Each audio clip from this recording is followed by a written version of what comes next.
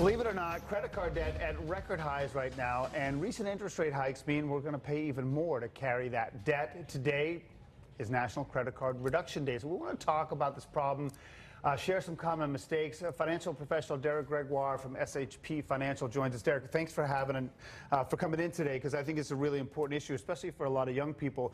I want to start with some basics. What are some of the most common mistakes people make when it comes to their credit cards? Well, something simple. Number one is cash advances.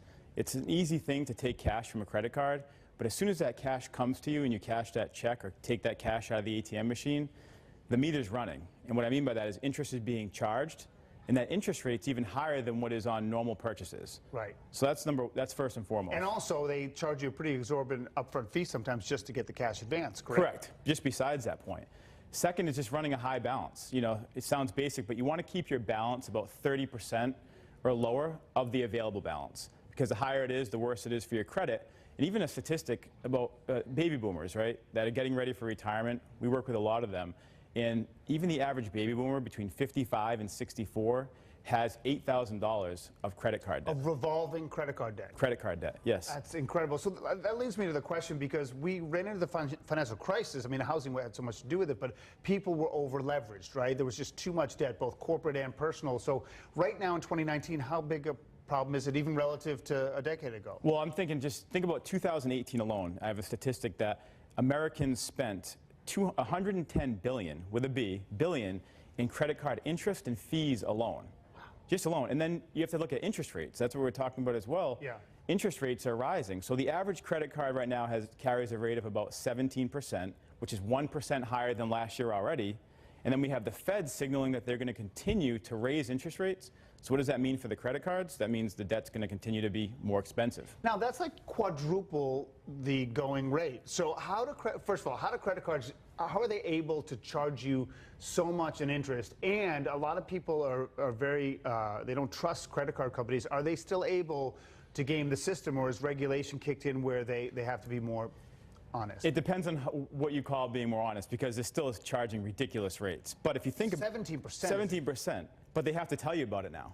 So they have this thing called the CARD Act. It's an acronym that says, all right, we have to let consumers know if we're going to raise interest rates or change fees, we have to send you a written notice. So is it helpful? Well, they said in the last few years it saved Americans about $12 billion per year, but that doesn't solve the problem of us still paying, last year alone, $110 billion right. of credit card interest.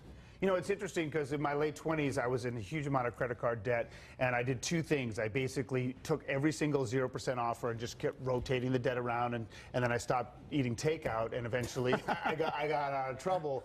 But if somebody's sitting at home being like, I'm in credit card debt, I'm sick of paying all these this extra money, how do you start? Because it's overwhelming to see those thousands of dollars and be like, I'm never going to pay it off. Well, the easiest, it's easier said than done, right? But the first thing I always look at is let's not ignore the problem, because some people just ignore it because they think it's too big of a problem to attack. They just keep making that minimum payment. Yep, out of sight, out of mind. Yep. So come up with just a basic game plan. What's the first thing you can cut out, whether it's takeout or whether it's buying some bag or something that you don't necessarily need? You can tell I'm married and my wife likes bags. Sorry to throw that in there, but if what can you cut out? Right. And then any extra money you can put aside and just keep chipping away on those zero interest loans. If you can move around like that, that's just going to help in the long run big time. You think about how much you're paying in interest. Right. Anytime you can eliminate some of that, that's a huge impact. Last question, because we got to run. When you have this large credit card debt, does that have a negative impact on your credit score? For sure, yeah. That's why if you have too many cards and you're maxing out your limits, if your limit 10,000 and every card's at 9,990, that's going to have a big impact on your credit score. Which will have a major problem if you're going to do something like buy a house. Derek, it's great. Listen, people out there, it's important. You're just giving money to these credit card companies. So, Derek Gregoire, we really appreciate it. Thank you very much.